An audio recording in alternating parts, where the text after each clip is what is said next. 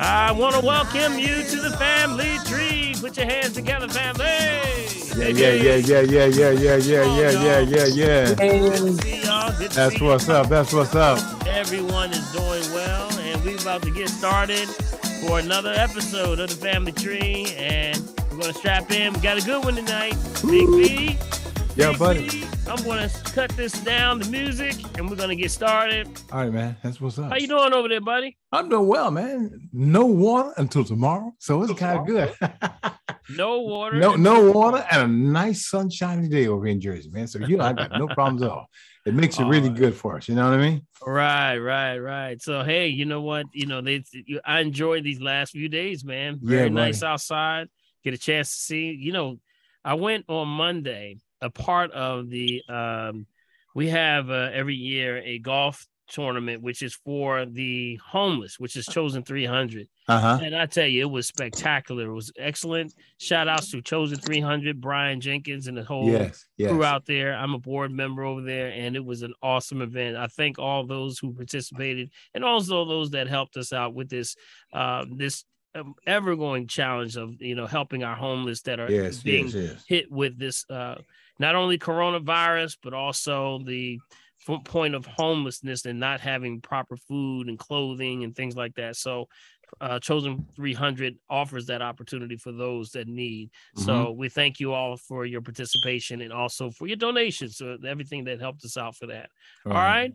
We're going to get started, Big B. Man. For family that are listening for the very first time, if you're calling in for the very first time or on for the very first time, we want to thank you for chiming in.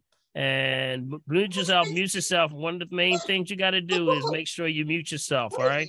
And what you got to remember, family, is that when you're on, sometimes you don't realize that your mic is on. So make sure you're always off until it's time to talk. All right. That makes it easy, right?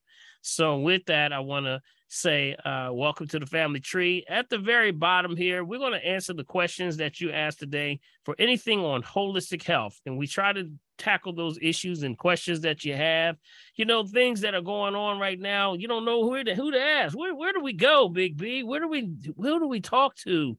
I get hit over the head with so many things, and the media is fearful. That's why we have the family tree. It's an ancient concept, goes back dealing with the ancient laurel trees, where the family gets around a tree and asks the questions of life. Whatever's going on. That's also where you find your connection. That's where your network is. So it's not a check. We say Social Security is not a check. What is it, family? It's not a check. Say it slow. Social Security. It's actually your family. So with that family tree, we're going to talk about tonight any question, concern on your heart, on your mind. Ask the tree. We say there are no dumb questions. Only dumb question is the one you didn't ask. How about that? So we invite you. If we can't answer the question, we'll find out for you. And what we're going to do, start off, if you have a question or concern, look down at your menu and you'll see a little area called the reaction area.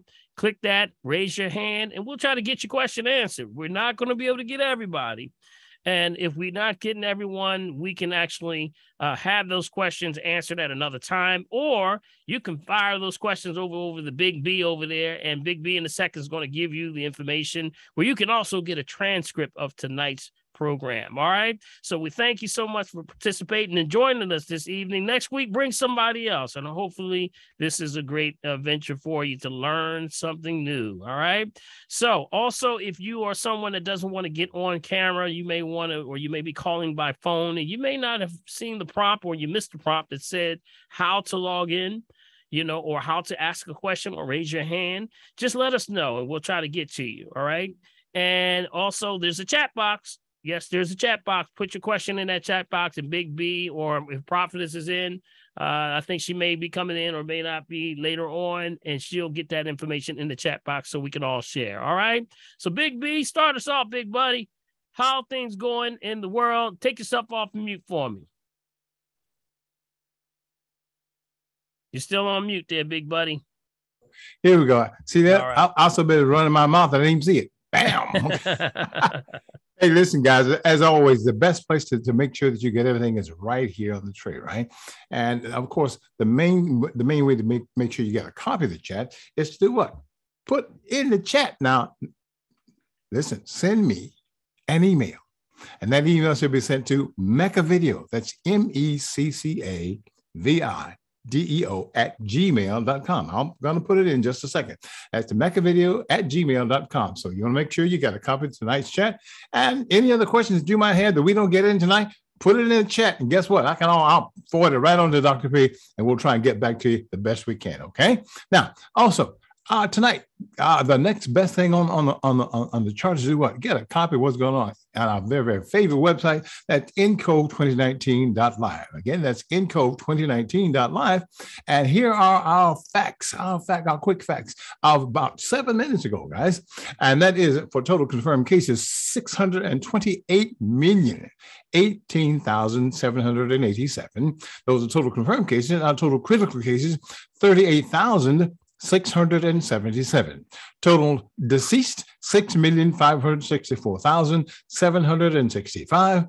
Total active cases, 15,513,343. Total recovered. This is our mental health folks, guys.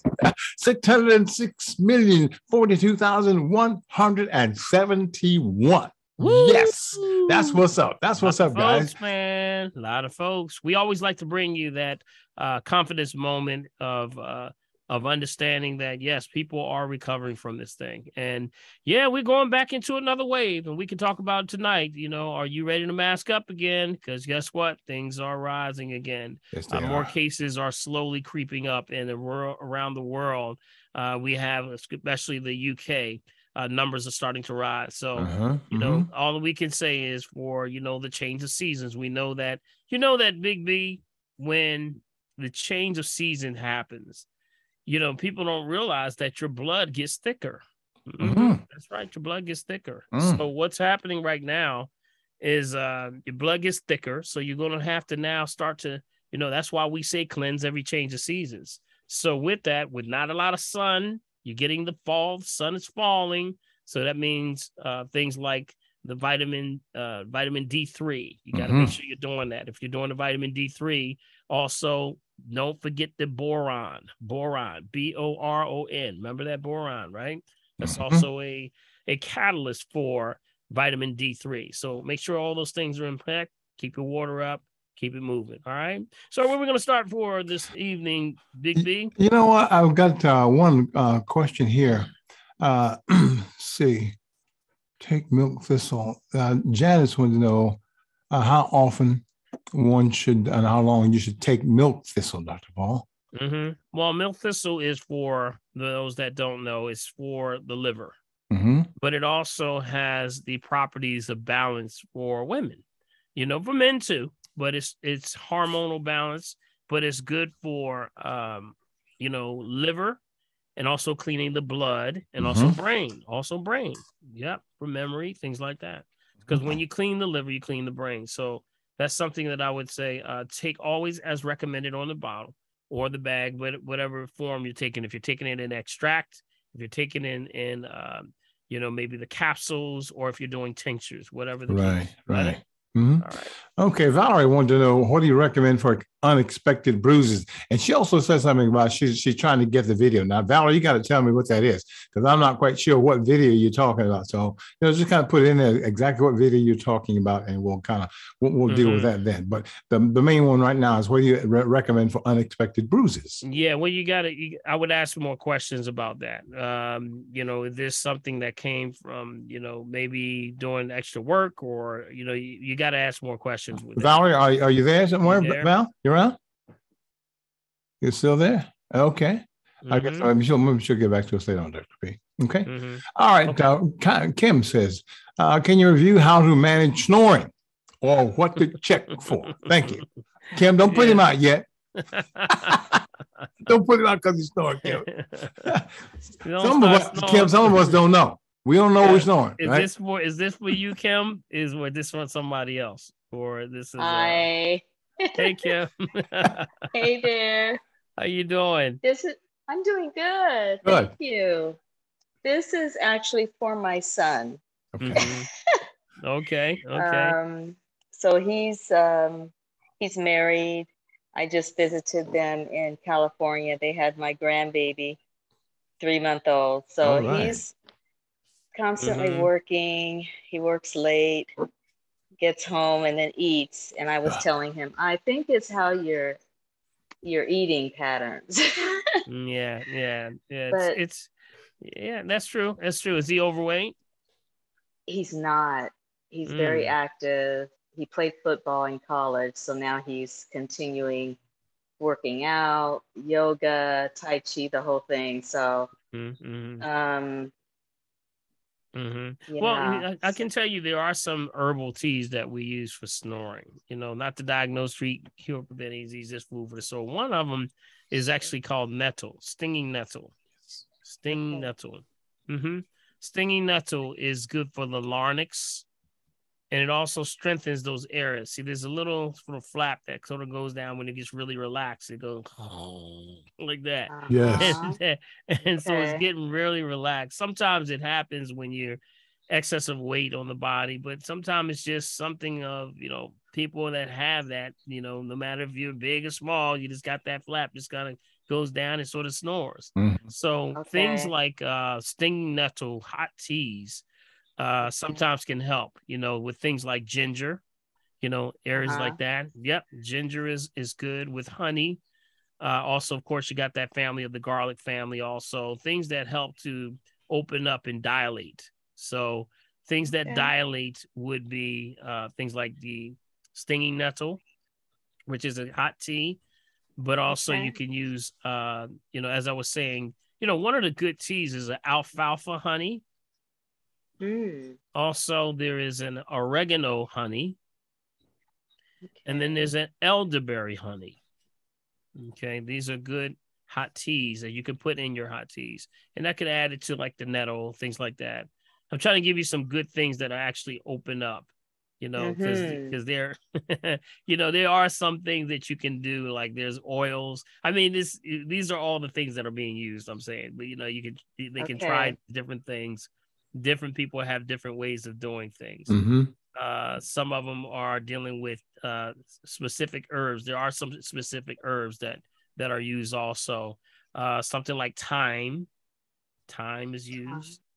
Any of the peppermint. Remember, these are, these open up. They open up the bronchial tubes. Right. So things like, I said peppermint, thyme, that's all in the same family.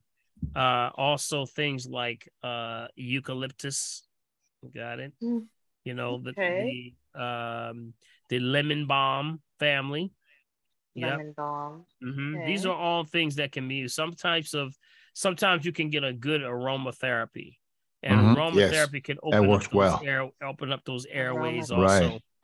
Some people use the breathe right strips help. The breathe strips that go over the nose, things like that. Opens it up. Yeah, you're trying to open up those air passageways so they're not flopping down. Yeah. That's on that. Let me ask you a question. Does it help the position that you sleep into to kind of vary the way you sleep? Absolutely. Some people, sometimes somebody's sleeping, move over. You go on the other side and start snoring. Okay. So sometimes position does help sometimes. Yes. Okay. Some people will sleep better on the back and they won't snore. They'll snore on their side, but they won't snore on the back. Yeah, that's what some people will snore on the back, but won't snore on the side. Right. So it's all it's an individual thing. Exactly. So that's why there's no one shoe fits all for this one. It's each person has a different spin on it. Right. And you just got to kind of see what works for them. Yeah. Okay. All right. I was going to go to another thing in the chat, but Kim, you're right there. You were the first one up with your hand up. So since you're there, we'll get your questions and we'll go back to the chat. What question did you have? That was it. Oh, that was it. So let me lower my. Well, Kim, you can take your hand down. How about that? Appreciate it. Thank you. All right. Very good. Thank you, Kim. All right. All right, Dr. Paul. There was a question here now. In regard, I guess, is talking about there was a list that you gave on the weekend. And I'm not quite sure. I know there was some things that we put in. I remember on the Green Hour, there was a list of things that you put, and I put them in. I'm not quite sure if you had something on Saturday or not. So it just says iPad. So I'm not quite sure who that is. Yeah, so, I think what they were talking about was a list that we had. I believe it's the list on the top toxic food Yes, ingredients. yes, Is that what yes. you're talking about? So Yeah. can you please post that list that was given out on radio broadcast last week, It's and the actually names on- of the ingredients and their purpose? Yeah, it's actually on Facebook. You got Okay, it? It's yep. on Facebook. You know, we did post it after the show on Yes. WRD. Okay. So you can grab that, because we would just be repeating ourselves over and over. We don't want to waste Right. time tonight. But Right. definitely go to Facebook, and you can go under the Sunday show, which was the 9th. I believe it was the 9th. Yes. Was it the 9th? Yes. Was Yes. the 9th, right? Mhm. Yep, October the 9th. And you can get all of them. That's when we talked about the ones that we have. There was about 10. There were 10 of them, It yes. started off with, you remember the natural beef flavoring? Yep. Remember the natural beef flavoring that goes on the fries, the bromate? Yep. You know, the bromate is the thing that's causing issues. This is the bread that they're making it all. The what was another one? TBHQ. That was your favorite, Big B. Yes. One I couldn't pronounce. You couldn't pronounce. Yeah. So it's a lot of them that were out there, but you know, go to that show, because you're gonna get a complete breakdown. We broke them all down on there, and also in the chat, I'll even give you some the spelling of each one in the chat. Okay. Mm-hmm. All right. We've got another one here. Okay, please. Okay, that's the list. Now, is there anything to minimize calcification of the flaps on the aortic heart valve? There would be more questions when it comes to that, her specific or his specific situation. Yeah, that's Valerie. Valerie, you there? Mm-hmm. Val? Okay, I can just speak in general about calcification. Yeah, go ahead. Calcification, we know, is hardening. Usually for the lack of calcification happens with the lack of presence of magnesium. See, magnesium, in order for calcium to be absorbed, has to be a presence of magnesium. So where's magnesium? Magnesium is anything green. Got it? So the lack of presence of green fruits, mostly vegetables, or herbs, or things that are green, tends to be low magnesium. So we try to increase the magnesium to help with any calcification in the body at all. That means it's not being able to absorb. So that means it's getting hard like a rock. Yes. You know, and that's not good. So that means you can have calcification in your joints. You can have it in your organs. You can have calcification anywhere in the body. So you got to break that up. And the way we break it up is definitely start to do that. But that also means staying off the foods. Remember, processed foods, processed sugars, you know, refined sugar, refined salt, refined oils. Y'all hear me talk about that all the time. You know, and that also getting your water intake. You're dehydrated. And if you're dealing with the heart, that's a serious situation. You got to definitely move on that. So make sure. I would have more questions though, because it's the heart. You know, I would ask more questions. But you got to change your diet. You know, weight has a lot to do with that. You know, body weight has a lot to do with that. Also, exercise has a lot to do with that. Circulation has a lot to do with that. So, you know, we never talk about the nitrite that is in the arteries and veins in the aortic valves. There's this thing called nitrites that move like this. Y'all can't see me like this? Yep. See how your hand moves like this? Well, your veins and arteries have to have a flexibility also. And that's one of the tests that we want, a test that we use called the 10SG, which is a urine analysis, that if we start to see the nitrites in your urine, that means you're losing it from your arteries and veins, means they're hardening. You got it? So that's what you don't want to see that. You don't want to see that in the urine. So that's a test that we do.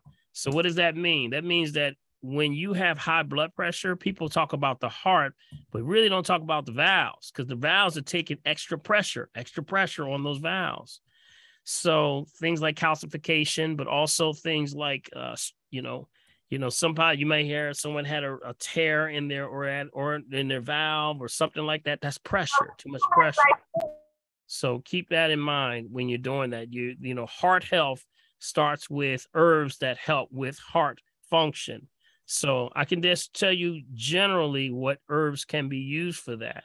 You know, we use, and it's not to diagnose, treat, cure, prevent any disease, it's food for the soul. We look for things like, one is called Cinchona, Cinchona, Cinchona. Another one is hawthorn berries. And of course, you want to go with the CoQ10. We talk about the CoQ10 all the time. CoQ10. with PQQ. That's one of the ones that deal with the PQQ is what deals with ischemic issues. Also, with the plaque buildup. I will say one other thing, excuse me, would be to watch the plaque buildup in the arteries and veins, because that increases pressure also on aortic valves. So that means things like oils, watch the oils, watch your oil intake. You really don't need oil. Remember, I always say, you don't need oil. The body says, I'd rather deal without no oil at all. And if you're going to do oil, do something that's unrefined, sunflower, safflower, things like avocado, sesame oil, walnut oil. These have to be unrefined, though, not refined. Got it? Things like that. All right, Big B? Yes, sir. Okay, well, we get to Zoe up in the corner. Me? Zoe? There we go. Hello. Hi, thanks for taking my call. Can you hear me? Yes, we can hear you, Zoe. Yes. Thank you. I have a couple of questions. My first one is, what do you recommend for someone who has like blood clots in their eyes, in one of their eyes? And the problem is, I think as far as surgery is concerned, they cannot, said the veins are too small to do surgery. But I was reading in one of my journal magazines for school that someone recommended possible laser surgery or something. But so it's gotten to the point where this person just lost vision in her eyes. So that's we were trying to, yeah. So usually it starts from a systemic problem. The systemic problem, does she have high blood pressure? One, or diabetes? No, but she had a few kidney issues. Yeah. So she's not on any active blood pressure medicine or any diabetes medicine.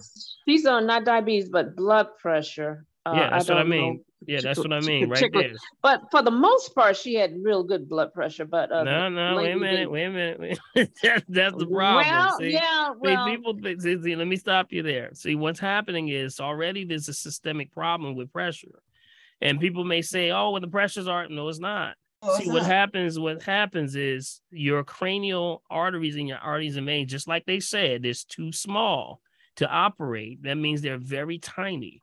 And they can mean that if you have a systemic issue already with blood pressure, it's going to affect the small ones faster, right? They're going to clot up first. So that's why people who have blood pressure problems or diabetes, that's the first place they're going to start to see. You're going to say, oh, man, I can't see it. Having a little cloudiness with my eyes. Blocks those areas, and then it starts to form things like cataracts, which just means that now the eye can't detox. So now start to fill up with mucus. That's all cataracts is, just mucus in the eye. These called snot in the eye. So, and then you got from that, when the snot builds up or the mucus builds up, now it builds pressure. Now it's glaucoma. See how it's affecting? Now it starts to get into a point where it's so much pressure, it can cause blindness. So it's a trickle down effect, starting from, where do we start from? Blood pressure. So that's where we got to really start there first. And that's where we got to go back to, monitoring yourself, doing the proper things, get that blood pressure under control. A lot of people are doing things that you can do, eye washes. I would have to sit with her to give her a good breakdown, but we would have to tackle that pressure first. Got it? So that's food choices. Also, we're looking at when you're looking at the intake of oils in the body. I just mentioned oils. Also, the refined foods, no fried foods. Got it? Fried foods are going to cause a major problem. So there's a list of things that you can download on my website called the Top 10 Toxic Foods. I would suggest she look at that. There are some eye washes that we can do, and there are specific herbs for the eyes. So that would be an assessment, though. Okay. Yes. So would you say assessment by coming in rather than on the phone, right? Well, she can start with a phone consult. Yeah, she can start. Is she in the Philadelphia area or is she out of town? Oh, no. West Illinois. Okay. Sure. We do. I do calls from all over the country, so that would be a good phone call to get it started. See, it's all part of an understanding. It starts with an understanding first, because you don't want to start to there's no herb that's going to do something, and then you still keep doing the bad things. So that's why we got to get your understanding first on what you absolutely got to stay away from.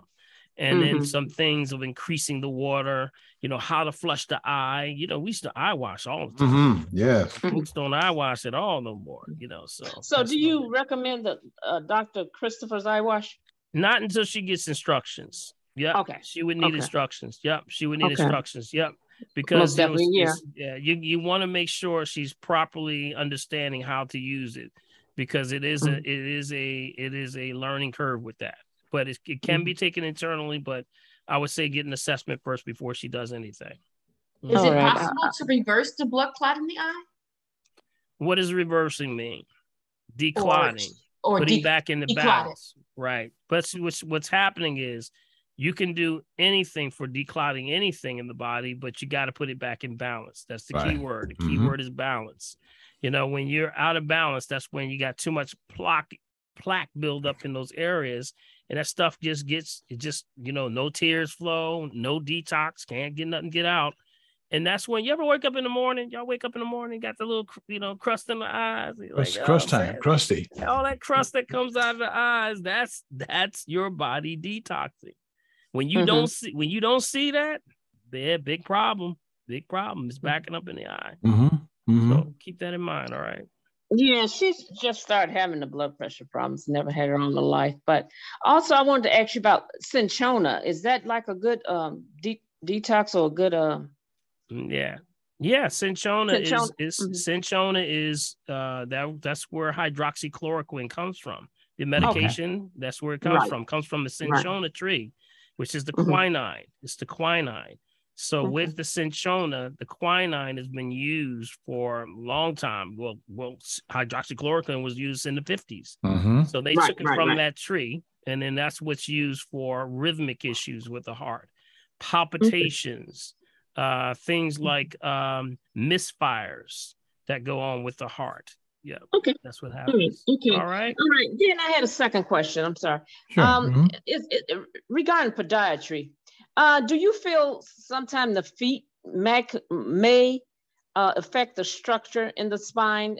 I know. Absolutely. Okay. Like some people are slew-footed, some people are flat-footed. Yeah. And the positioning of the feet too. See, can y'all see my hands right here? Can you see my hands? Yeah, we can. So if you lay flat, this is what you can do.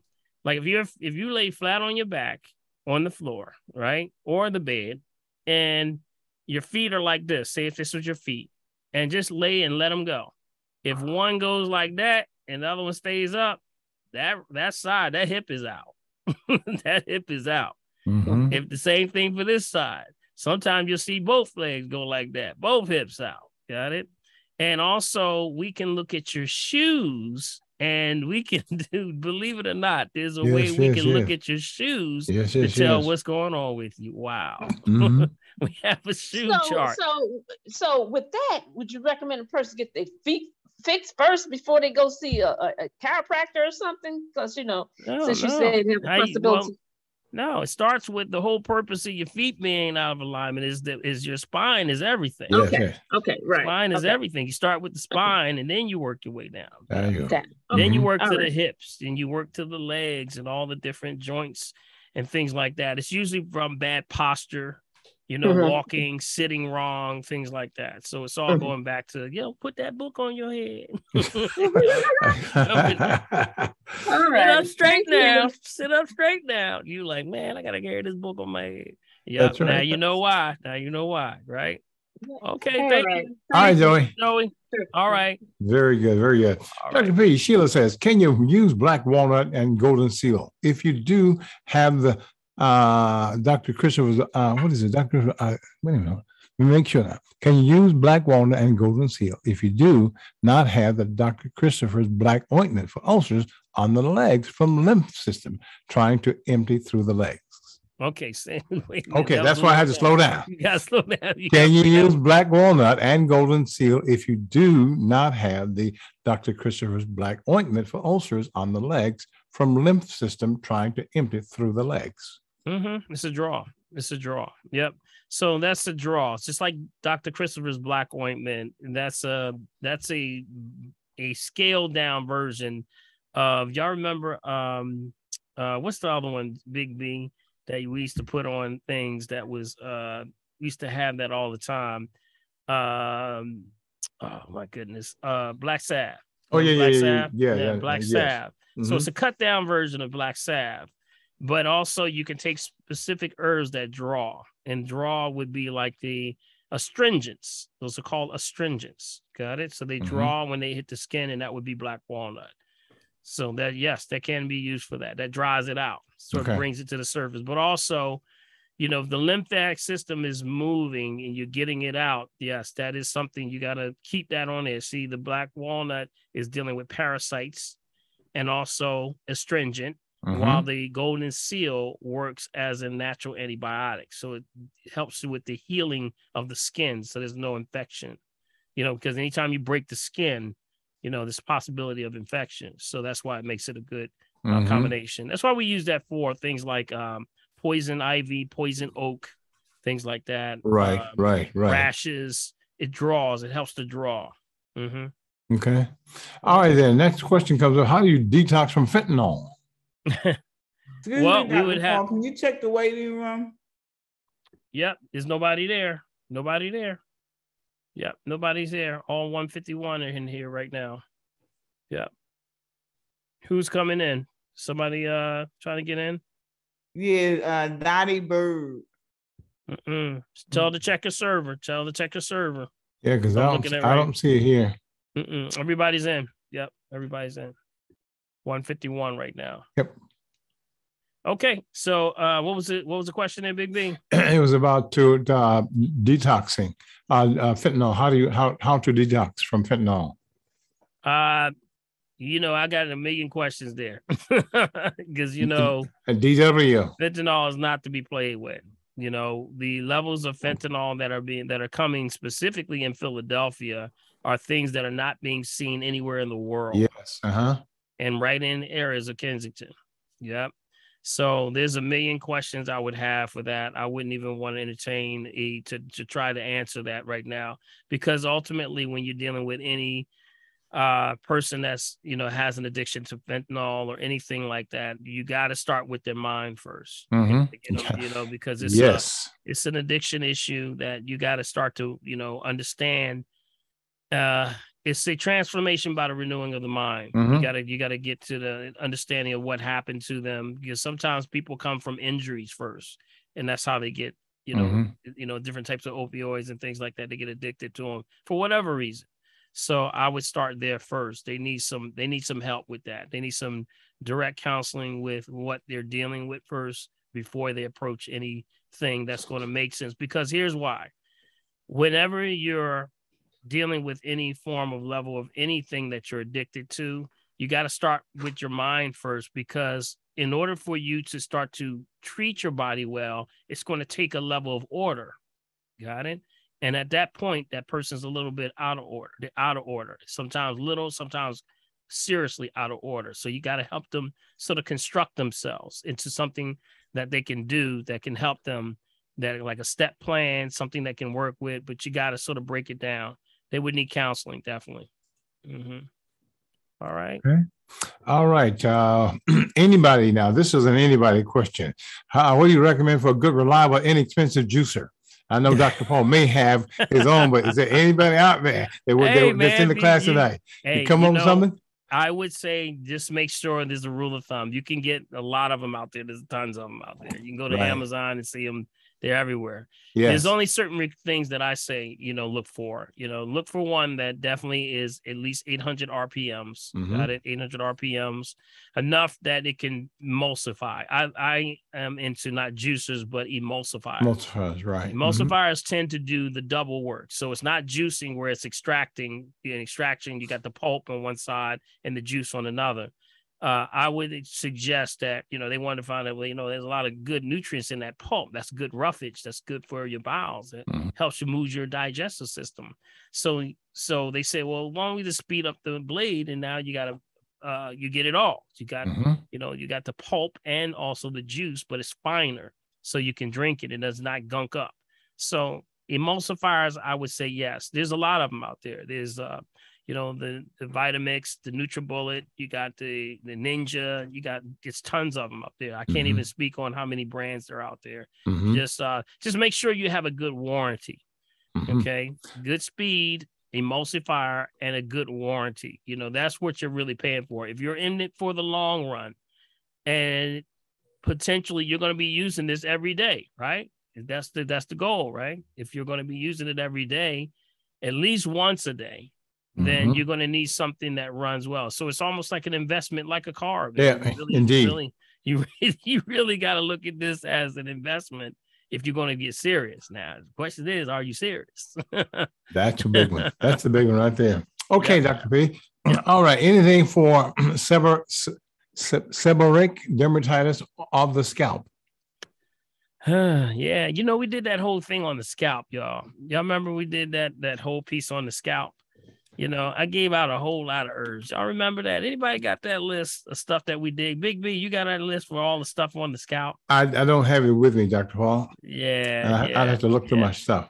Yeah, you got to start from, things that we start with are, those moisturizers.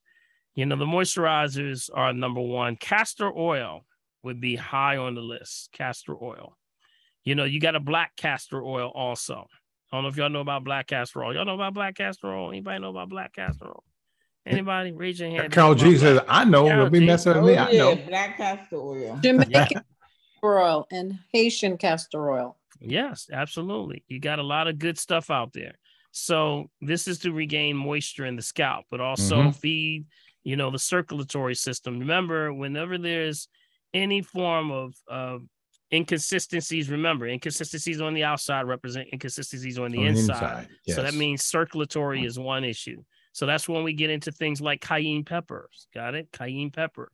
That would be in the formula. Aloe Vera Gel would be in there.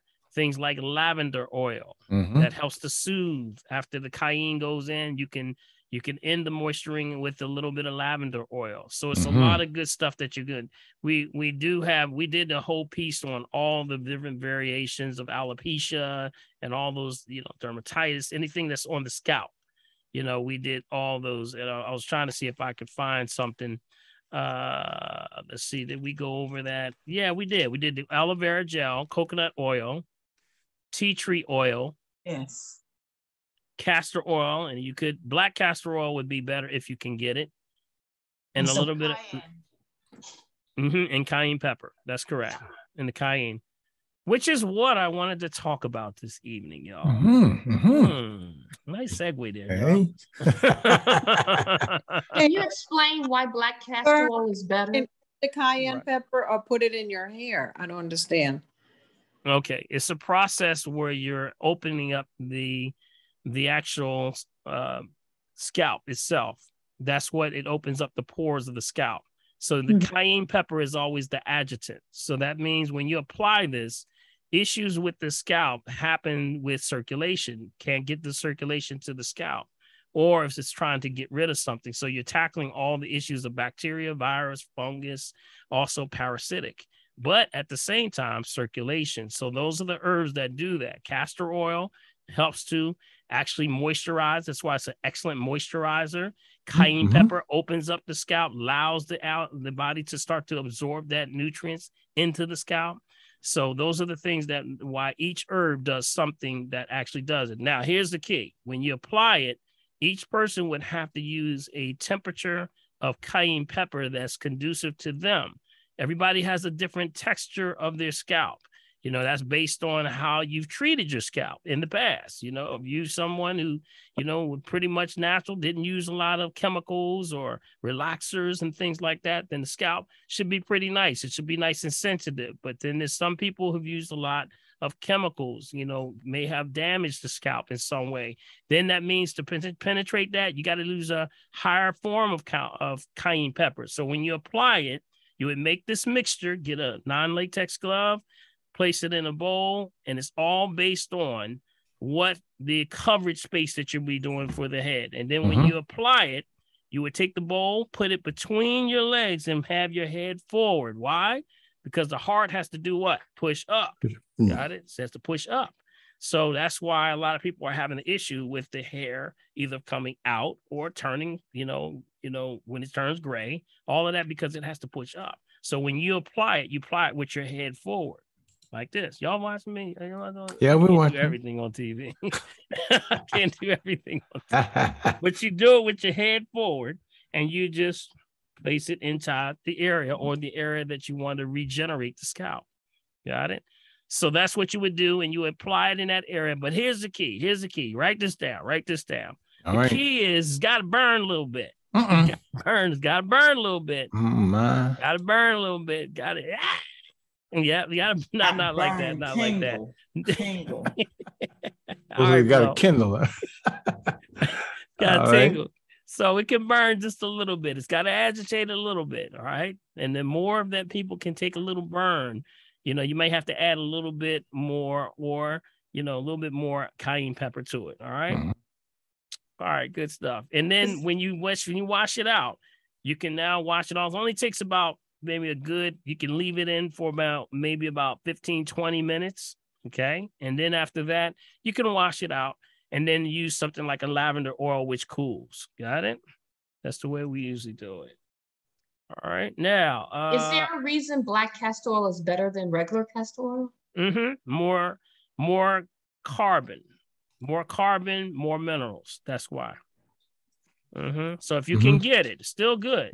Castor oil the castor bean is still good. Melia Mills on the show, and she's showing. If you see her camera, she has it up there. Yeah. And also you'll notice that pull it back a little bit, Mel. Pull it back a little bit, Mel. Right there. You notice that it's Jamaican castor oil. Remember, it's coming from closer to the equator.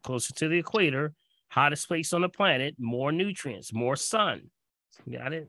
Stronger. It's a stronger product. All the hair stores. All right. Very good. All right. Next question. Kelly Mizzle. Are you done? I'm going to start on this one piece. All right. I want to talk about something. And that's my segue. Didn't I say that? Oh, I'm sorry about that. That's my segue. Let me see. Let me grab this thing. I want to talk about this cayenne pepper, and because you know what? This is a good time for cayenne pepper because it can help in a lot of ways. Cayenne pepper, there are different variations of cayenne pepper. Did y'all know there's different variations? Did not know that. Pads out. I want to give you the variations of the cayenne pepper and then how to select the proper cayenne pepper, because there's different levels of units of heat with different cayenne pepper or peppers. Got it? Yeah. So the effects of 7 of these peppers can go from things like jalapenos, bell peppers. They go in the serranos, or there's tons of them out here. But I want to give you a breakdown of some of the ones probably the most popular ones. All right. Now, what is cayenne pepper used for? Remember, heats you up, sort of dilates. When you take cayenne pepper into your body, turns to nitric oxide, which actually dilates arteries and veins. We know this is used for if you were ever somewhere and your heart started having a little palpitation or something, you feel like I don't know what's going on. Guess what? We take a little cayenne pepper, place it underneath the tongue. Sometimes we save some people's lives from heart attacks because it keeps the heart moving. It sort of is like a supercharge to sort of keep the rhythm of the heart. It's just a spicy kick to the heart, and it's actually considered a super antioxidant. Got it? And that is from the capsicum family. You know what the capsicum family is, right? Yep. And with that, you can add a little bit of that. It's very high in vitamin C, vitamin A, vitamin B6, and vitamin K. Did you know that? Yeah. And sometimes if you take a fresh pepper, 72% is recommended has vitamin C. Wow. 50% has that vitamin A. That's a packed thing. It helps also. Remember, we were just talking about vision. Got it? Helps with the reproduction system. That means it burns up a lot of junk. So things like when people are having issues with, fibroid cyst tumors, things like that, you need to heat up that lower pelvic area. That's what happens. That's good for those areas. Reproductive system, immune system support. It also is very proper function for things like the heart, the lungs, the kidneys, and other organs. Keeps that body temperature. Now that we're going into the fall season, as the fall season happens, now we start to remember I said you're starting to clot up a little bit. The blood's getting a little thick, but it also means that it's good antioxidant, but it also helps to resonate the body's temperature. What's your temperature supposed to be? Everybody remember? What's the temperature supposed to be? 98.6 degrees. You got it. 98.6. Yes.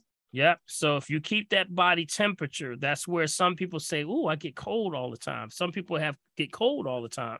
That's a lack of minerals. That means you're not resonating properly, but also that can be leading to things like thyroid issues. Because thyroid regulates weight, temperature, and pressure. So that good old pepper has something to do with it. Now, you got to find the one that works for you. Peppers ain't for everybody. I understand that because hot going in. Well, hot coming out. And hot coming out.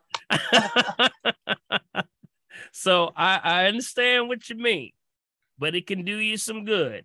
Only disclaimer is if you have hemorrhoids, I would not be dealing with. No, I know that's right. Yep, it can be very uncomfortable. So just make sure that you're not. Yep, things like that. So that's already an issue we would address before you get to this anyway. So I just want to put that out as a disclaimer. Remember, this doesn't take a whole lot, for what we're talking about today. This just adding just small pinch flows of this, just small pinches, not saying go up there and take a whole, whole tablespoon of stuff. Got it? So it's just taking small amounts, a little bit added to your green drink makes a difference. If you're going especially to work out, it's excellent to be a kick for opening up and expanding the lungs for if you're getting into a good workout where you're going to do a lot of cardiovascular. That's what a little pinch of the cayenne into the green drink works. Just a pinch. That's all you need. Got it, family? All right. Because it's nitric oxide opens up those arteries and veins, allows more oxygen to get into the system. Got it? So it's an excellent piece. Now, there's this thing called Scoville's heat units. Anybody ever heard of that? Scoville? Never heard of it. Anybody ever heard of Scoville? Can you spell it? Okay, yeah, I could, but I don't know if I want to. Yeah, I'm only playing. Yes. Scoville is spelled S-C-O, V as in Victor, I-L-L-E. Okay, Scoville is he was a scientist, and he was actually putting together a method for rating hot food, or in this case, hot peppers. So he was back in the day, probably in the, from I think it was like the 1800s to, early 1900s. He was used to test. His name was Wilbur Scoville. He developed this level of rating, what's called heat units, HU. Got it? So whenever you're measuring, when you're measuring pepper, you're measured in what's called heat units. Okay. Units. Y'all got it? So, and he did that probably in about turn of the century, around 1900, somewhere around there. Now, with this, the capsicum, which is the pepper, is responsible for that's for what makes the tongue burn. Got it? That's what it makes the turn. So when you got pepper and it burn you, that's the capsicum. Right? Okay. And that's spelled C-A-P-S-A-I-C-I-N.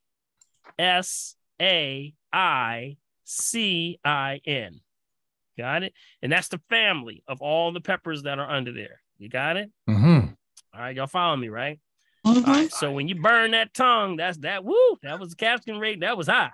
But then it also, there's a rate for how it creates body sweat and also ear aches and things like that. So, some people say, whoa, you ever see anybody on TV and they take this hot chip Anybody ever see this? Yeah, They take these hot chips online, and they daring each other to take one chip. Oh, yes, Then yes, they take yes. the chip, and then they go, "Oh, how long can you last without the chip?" You know, so don't do stuff like that. That's not what this is all about tonight, y'all. Don't do stuff like that. This is for general purposes of helping you to keep your heat and your body heat up during the times of the winter. It helps you keep your heat up. Got it? Okay. So what I want to show you, some of these heat unit levels, and maybe I can share this. Big B, you think I can share this with the family? Yeah, I would love that. All Yes. right, let me see if I can, family. Y'all want me to share this? Let me see if I can grab a Scoville rating of what this looks like. I'm gonna grab this. I found one online that I thought was pretty accurate, and it gives you all the heat units. Now, when you're in, first of all, we have any people that have, anyone have any cayenne pepper? Is it part of your spices? Yeah. Anybody? Yes, Cool, yes, right? yes. All right. Yes. All right. Is it okay for it to be from ShopRite and, spice? Okay. All right. Yes. Good question. Who answered that? Yeah, You how bet. bad can they mess up the pepper? You bet. That's a good question. Okay. Good question. Okay. So that means you should know where your ratings are of where they are in the supermarket. Got it? So I'm gonna share my page here, Big B. I'm gonna share my page. Here. Let me see if I can get folks in here. I'm gonna show you what we call. Let me see here. Get that one out. And I want to grab this here. Oop.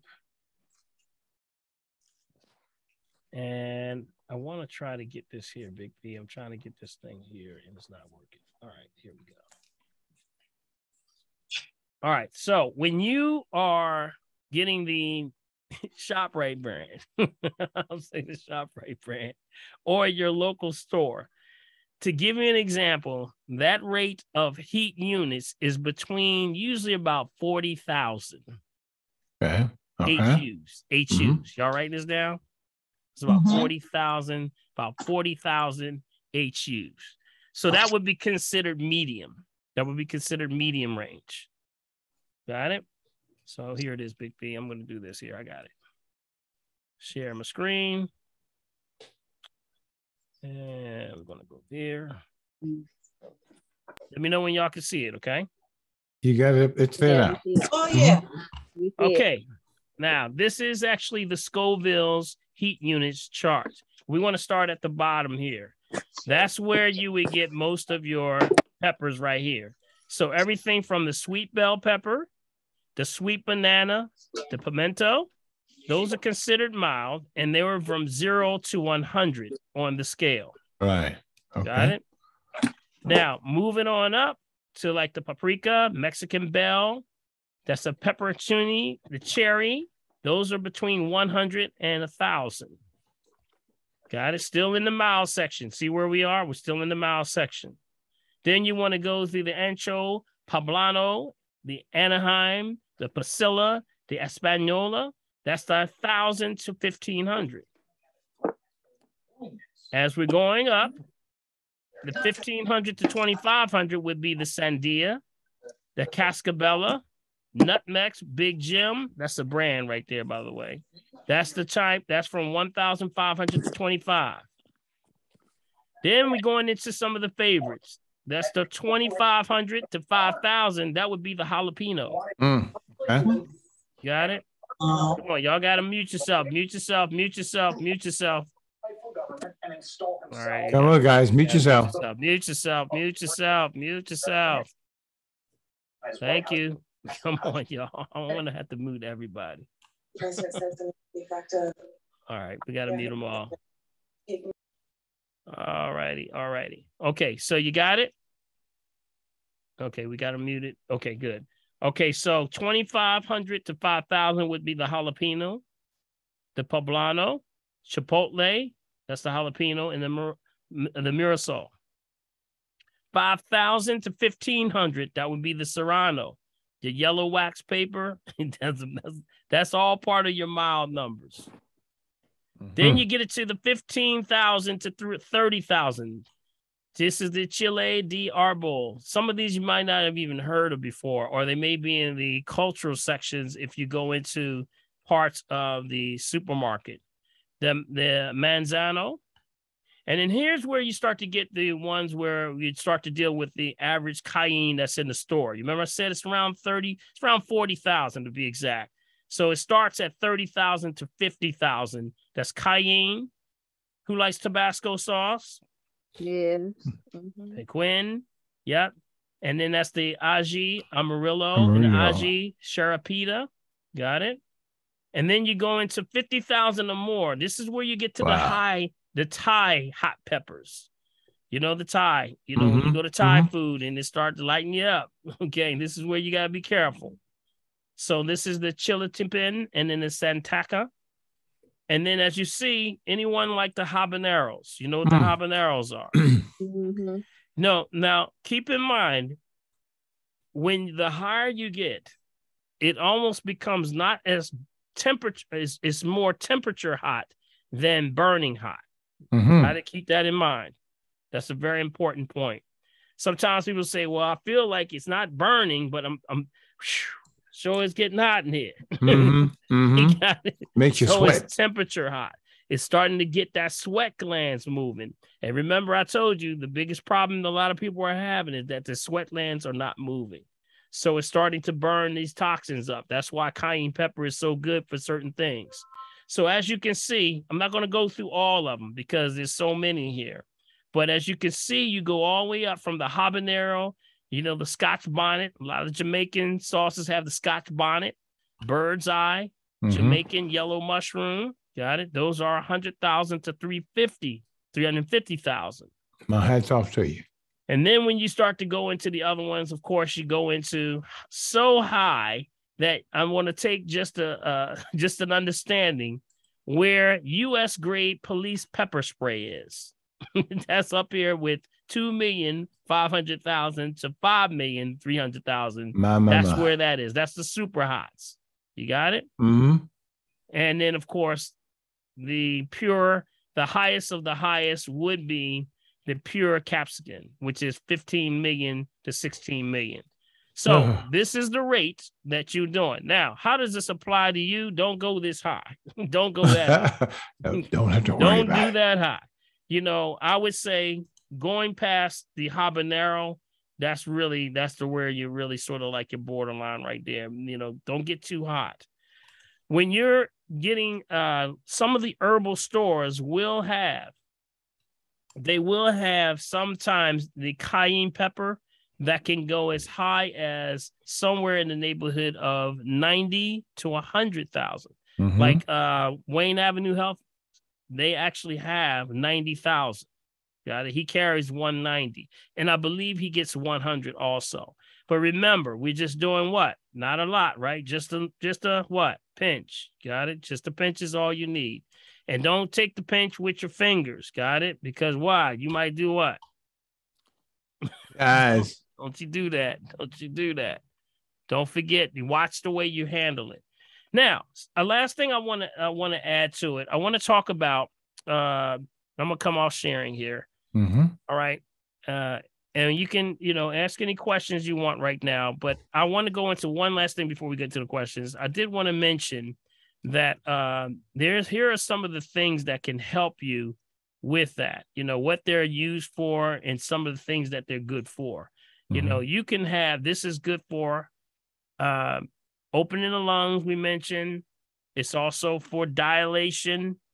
It actually is nitric oxide in the body, but it also cleans blood. Got it? You might want to make sure you put that in there also, that it's a blood cleanser. Okay.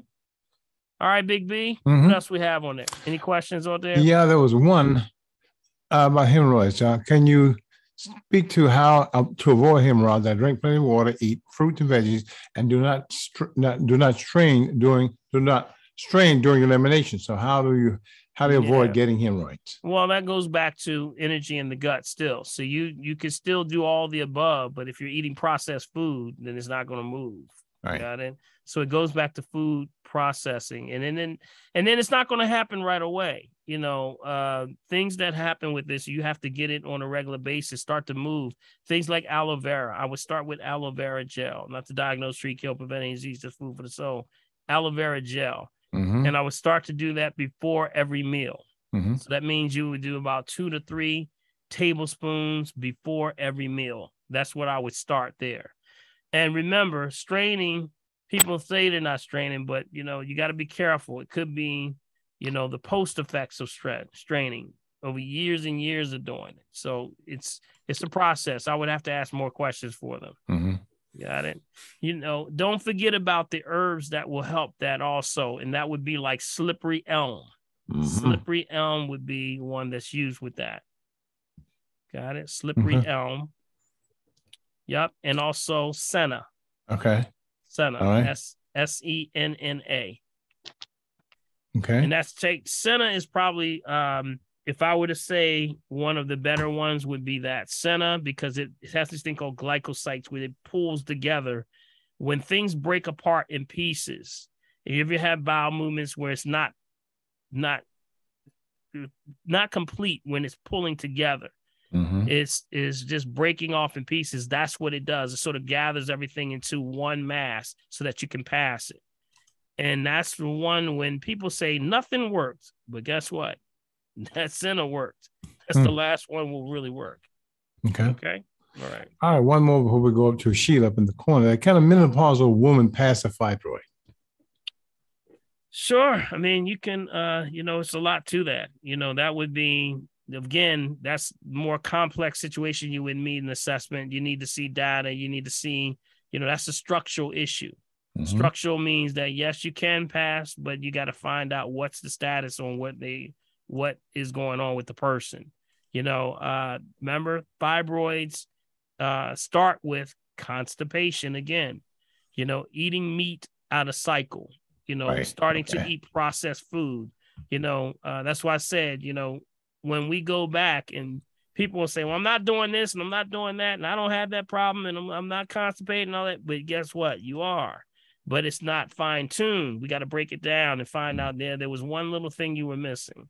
So you got to watch constipation. That's the number one thing. When you don't move your bowels, then the toxins and matter just sit and putrefy. When it starts to putrefy, it sits, and don't move. One of the ones that I tell people also in that processed food has everything to do with that, would be that, when they use preservatives on things like frozen foods. Mm-hmm. Got it? They use the preservatives on the frozen foods. That actually causes a lot of problems. If it preserves the food, it's going to preserve your insides. Nothing's going to move. So you got to get more greens in that. But yes to all the above. Mm-hmm. Okay, Sheila. Hi, everybody. Hi, hey, guys. Sheila. How you doing? I'm good.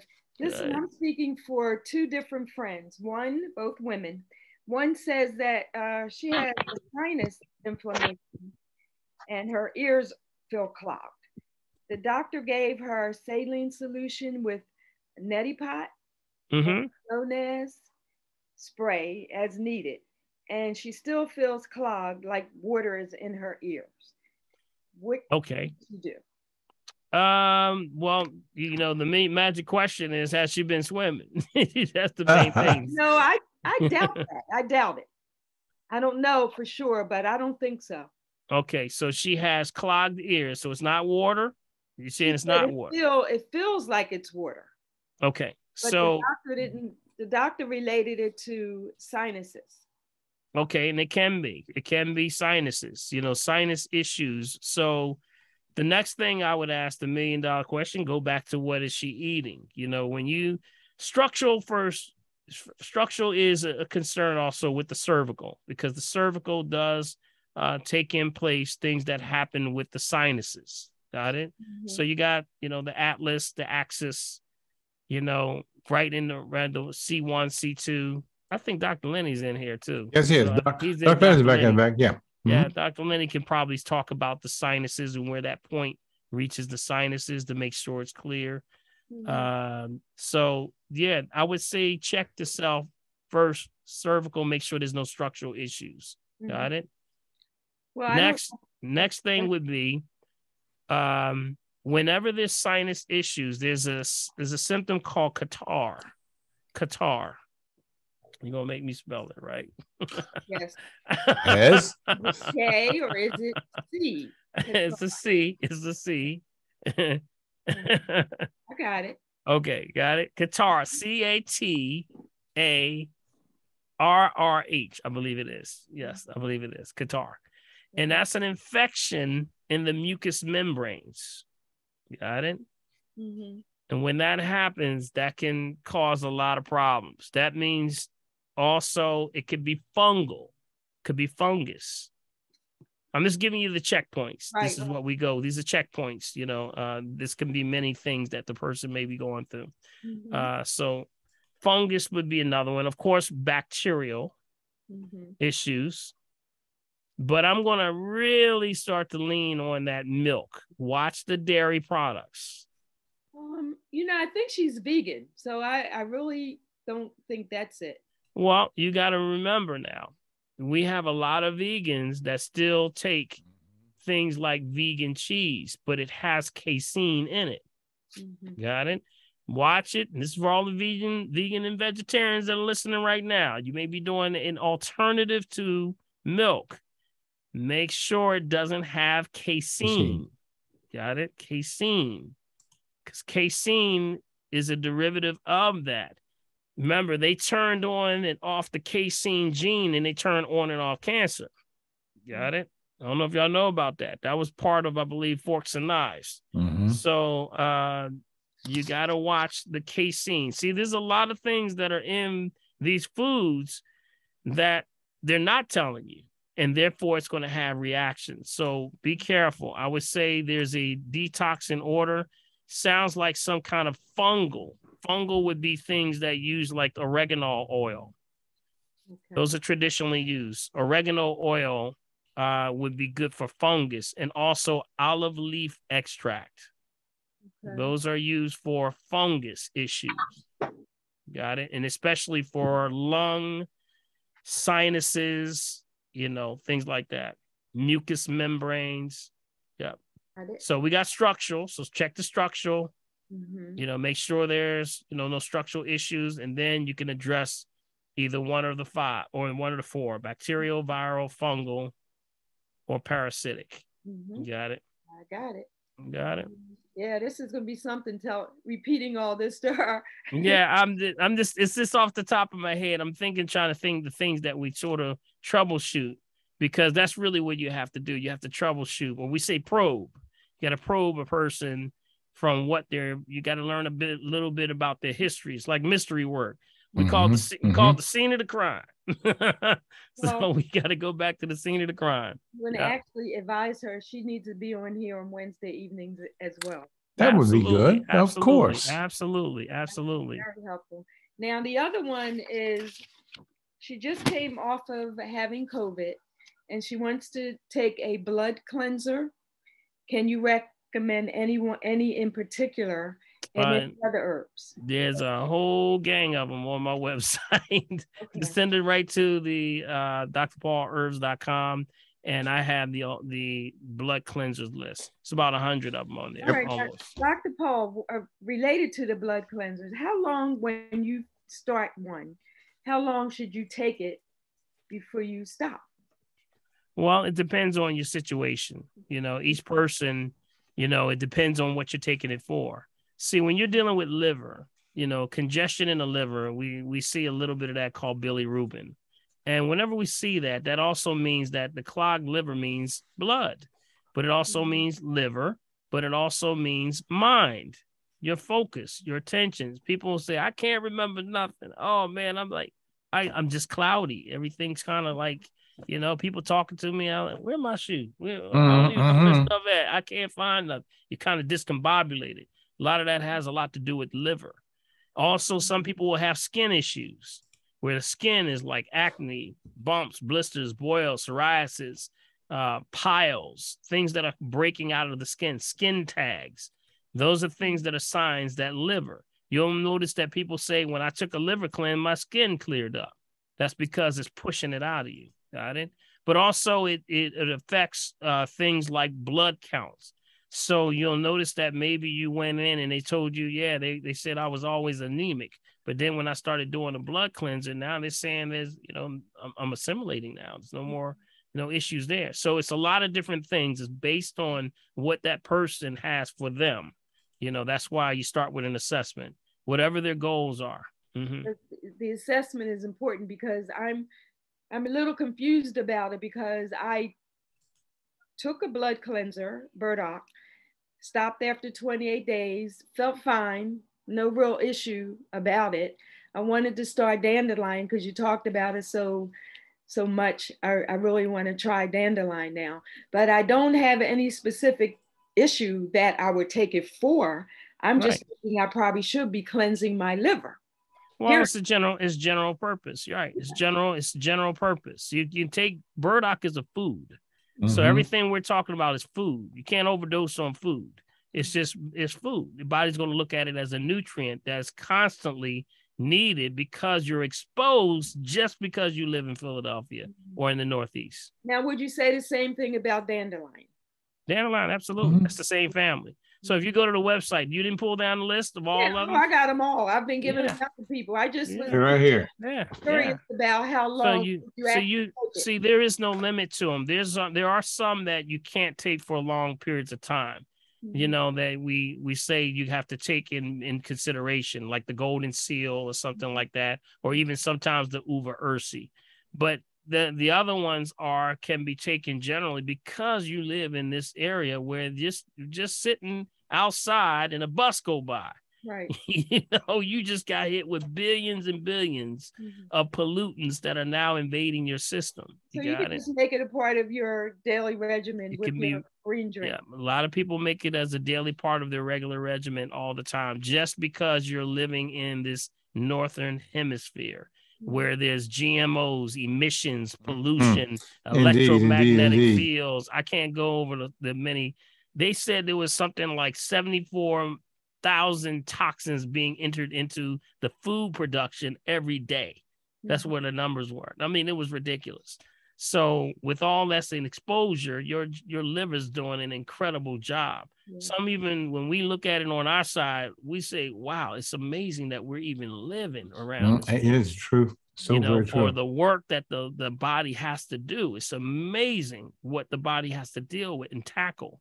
So keeping it on a regular regimen, yes, it's a good recommendation. And Dr. Paul, I know you, I guess to remind people that to never take your herbs at the same time you're taking a medication.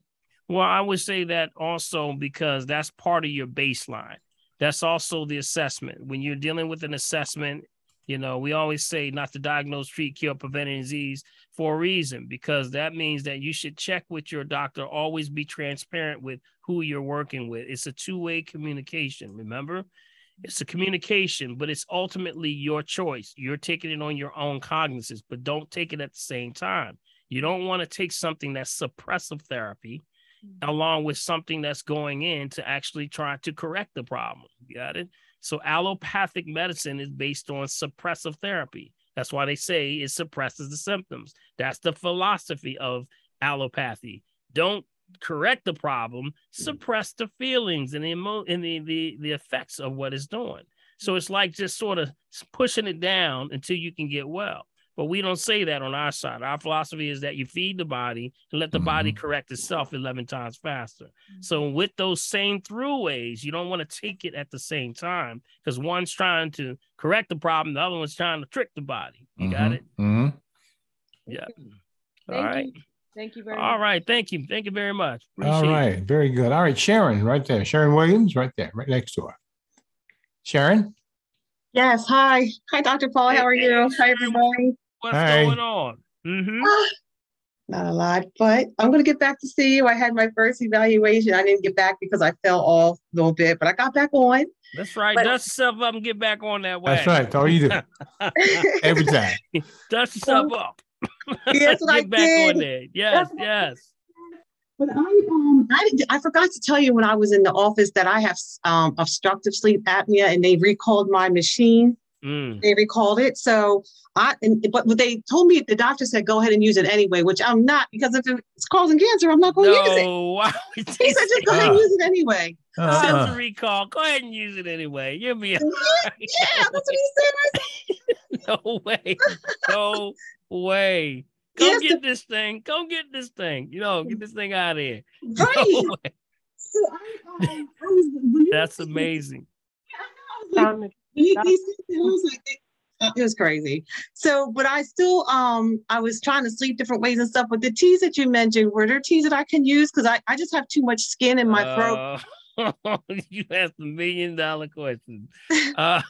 We have this debate every week. We have this debate about what's the best cheese, and this is vegan or vegetarian.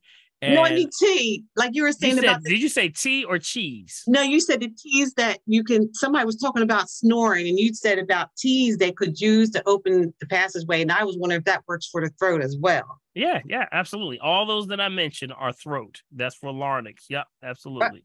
Okay, yep. And then also when I came in, you had put me on CoQ10, and then we talked again because it was giving me some problems, and we reduced it. And so I've reduced all the way down to 10 milligrams. It would still give me problems. So I looked it up and did a lot of research and found out there's something in my prescription medicine that clashes with it.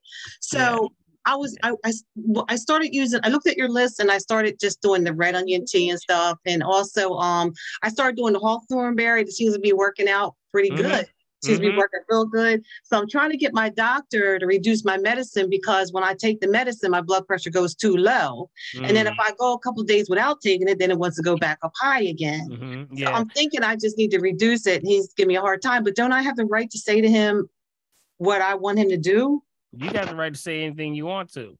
So here's the thing, whenever you're checking, you want to always check with the cardiologist with what you're taking. This is why we say, and this is where a lot of cardiologists are recommending CoQ10. Got it? So you got to make sure that, you're transparent with the doctor, because they know what medicines you're already on. So they can tell you what CoQ10 may work and which one may not. Is your cardiologist, is he aware of the CoQ10? I'm sure has he presented it to you? Because most of them now have all caught up to the fact because of the benefits that they see with their patients. I told him. I'm sorry. Go ahead. No, go ahead. Okay. I had it on the list of stuff, and I said to him, I said, do you want me to bring? I didn't bring the bottles. I just brought a list. He said, well, this is fine because none of this stuff works anyway. Of course, that's because he hasn't been trained on it. That's exactly. He says, no, this is useless anyway. So, but anyway, I was like, okay, well, let's let that go. But you can't remember. This is his philosophy. He doesn't know about it because it's not his philosophy. That's what it is. It's just like what he says is not nonsense to us. You see, you're mixing and understand who you're talking to and who's talking to you. Got it? That's the key. These are worlds that are clashing. These are clashing worlds. But ultimately, there's only really one world, and that's the world you live in. You got it? And that's the one that God created. God's perfect system doesn't work with chemicals. It's nothing that's going to be going against the body. It's food. You got it? Yes. So it can't not work because it's food for the body. You can't survive off medication, or else the pharmaceutical industry would have been in the food business a long time ago. That's right. Right.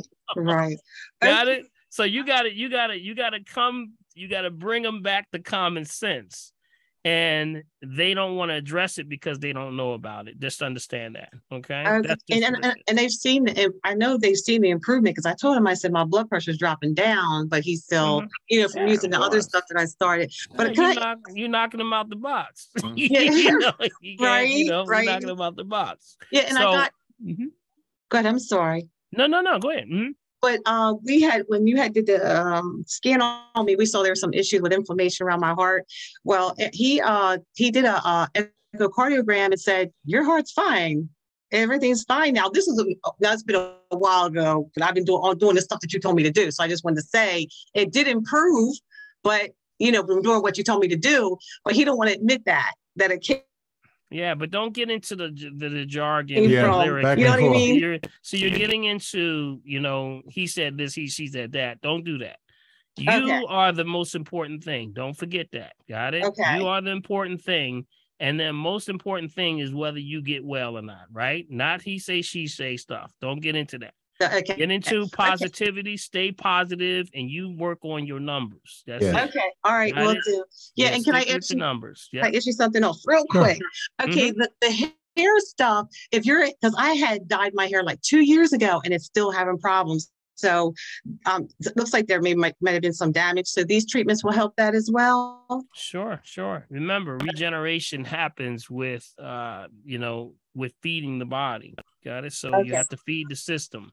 The hair follicles may have been damaged from whatever reason, whether the scalp or the hair, something that's going on based on your, the fact that you're having a chronic condition right now. So that means it affects circulation. So if it affects circulation, it's going to affect your hair.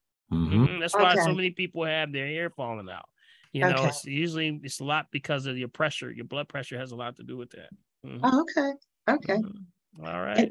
I have one more thing about the detox. Can I please ask? Okay. One more. Last one. Okay. I started the detox. Here's what I noticed though. I was going like every day, but when I do the detox, it stops. And then I stopped doing the detox just to get my body. I don't know if it's because of, I don't know what it is. I started drinking a lot of water and I wasn't sure, is that something that happens? Well, okay. When you say stop, what do you mean? I stopped taking it, the colon cleanser, because I couldn't understand why when I took it, I stopped. I didn't go to the bathroom for like 2 days. So I didn't know, is it something I'm doing wrong? That would be based on what you're eating. You got to watch what you're eating. Usually the colon cleanse is going to have the herbs that move the digestive system. If you're not going for whatever reason, you got to watch and make sure your water is up. Got it? Because these are, whenever you take a colon cleanse, it's going to have all the herbs that move the sense. Senna's in there, all those things. Okay. But you got to drink water. Remember, whenever you have any type of herbs, is going to cause your body to demand more water. Now, I'm going to tell you now, you are splitting the fence, because if you're taking medication, you can expect to have constipation. If you look on the medication, it's going to say it. It's going to say all medication cause it. And and I'm going to tell you 99.99999% of the time, it's not the herb. It's usually the medication. Okay, but thank you. That's just signs that you got to look in. Go and look for the effects of the medication that you're taking, because they do cause a lot of constipation. Okay, thank you. All right. Okay. Thank you. All right, very good. Dr. Paul, because you just mentioned the CoQ10, can PQQ be taken with that too? Yep. That's always a good additive. Yep, the PQQ. That's correct. The PQQ is the quinone, which is the form of deals with ischemic attacks and those that have issues with stroke, heart attack, things like that. There has been great studies that have been done with those that have things like stroke, heart attack, issues with multiple sclerosis, Parkinson's, ALS, Lou Gehrig's, all of those. So it's a lot of data out there. So just check out that. I did a whole show on that. Remember we did the whole show on that big thing on PQQ? Yeah. Yes. So that's something, but I always say run it past your healthcare professional. Got it? Make sure you always run it past them so you know what's going on. All right. I'm sorry, money. It's on the wire first. All right. So anything, let's see, Big B. Let's go to the chat box, buddy. What we got? Okay. From Sharon Shadukmal, can you speak to the validity of proper food order consumption? Fibers, vegetables, then protein/fats, then carbs, then sweets/desserts, positively impacting glucose levels and weight reduction. That's all. That's a lot. It's a lot of mouthful there. Yeah, you're talking about balance issues, and that's also goes into food combinations. We talked about food combinations last week. The main thing you want to do is, no matter what you're doing, you want to have vegetables. You can have a starch, but try to stay off the portions of meat. The meat is just one of the biggest problems. People are having problem breaking down meat because you're being polluted with so much toxins around us. It makes the liver work harder. And the extra additional piece that it has to do is, I got to now create an enzyme to break this meat down. Got it? So that's why fruits in the morning, vegetables in the afternoon and evening.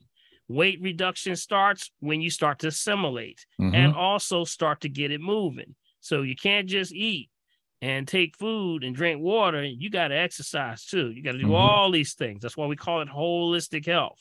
So when you're doing these things, all those things start to happen. See, we're still looking at it like it's a vicious cycle.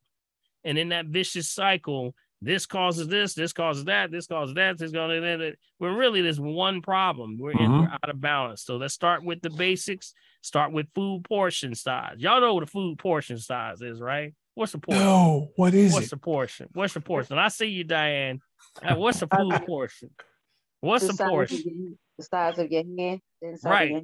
The size of the palm of your hand. Your hand. Not the hand. Not the whole hand. No.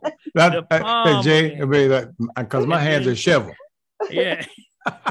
It's the palm of the hands. And that means your hand, not somebody else's hand. Yes. That's what that is. So portion size, but I would say also food combinations, keep an alkaline-based diet. If you really want to break this down, I'm going to tell you, if you were to challenge yourself to start off, you said, I've never done anything like this holistic stuff ever. Just start off with one day. Start off with one day just eating all fruits and vegetables. Got it. I challenge you. Try it. One day. Water, fruits, and vegetables. That's it. Now, you're going to be starving at first. You're going to be starving. Yes. But I'm going to tell you, these are growing pains because most people are so blocked up that you got to push this stuff out of your system. Got it? So it starts with one day. And then next time you may want to, after that, the next day you eat. But then the next time you try to do it for 2 days. You got to see how we're climbing. We're climbing. We're thinking climbing. Crawl, walk, run. And then the second time you do it, try it for 2 days. So you would do 2 days of fruits, vegetables, and water. Got it? If you really want to get right, this is how you get right. You can clean your system out seriously like this. Or you can add juicing also to this also. And then the next time, go and eat. All right, that will be the third day. And then you come back again, and I'll try 3 days. And eventually see what we're doing. We're building a week. We're building a week of just cleansing. And I'm guarantee you, by that third day, third or fourth day, you're going to feel incredible. But you're not giving yourself a chance to get there because you're uncomfortable with that hunger. You're uncomfortable. It's just like lifting weights.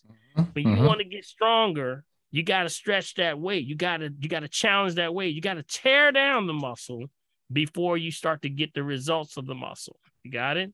But the problem is we can't get comfortable with the uncomfortableness of it. Oh, it's just uncomfortable. It makes me feel so, But guess what? Your body's going to return you that much more. But you got to get into it because guess what?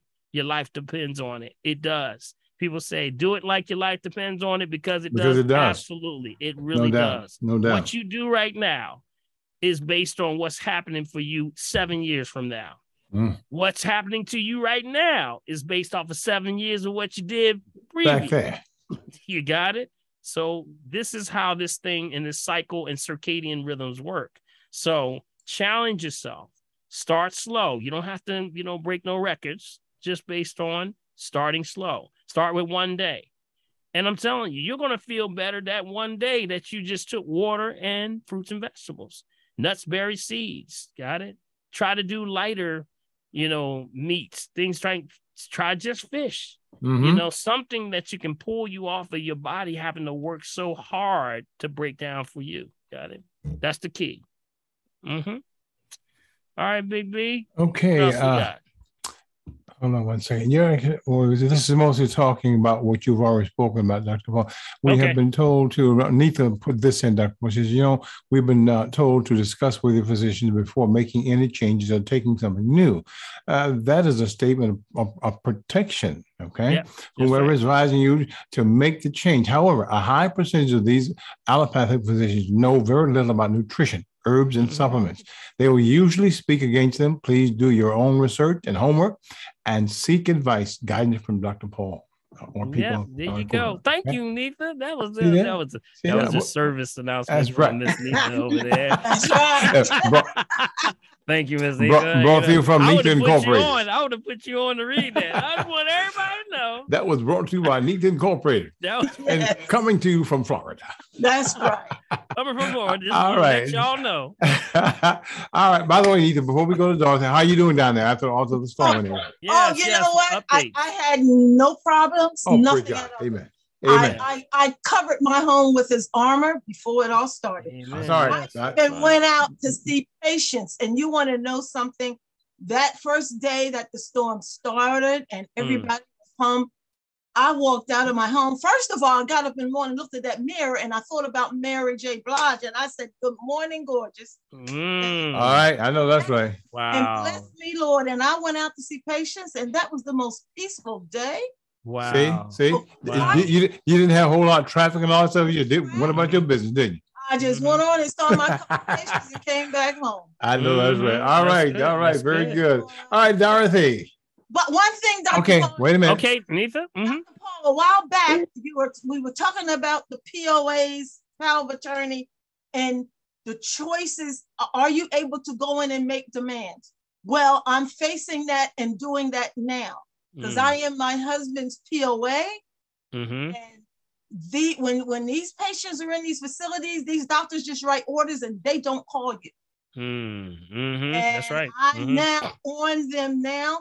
You do not do anything unless I approve it. You don't. That's right. You don't prescribe any medications because they had them on medications, and then the insurance company are calling me because my husband takes insulin, saying we're not covering this insulin. I said, well, you covered it before.